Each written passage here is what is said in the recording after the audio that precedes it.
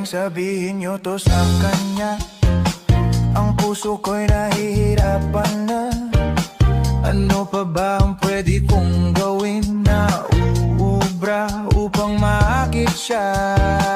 Palagay kaya ako ng tato, magpatubo ng balbas sa nguso, magpalaki ng muscle sa braso, magpadagdag ng puwet kay belo. Buksan mo, papasukin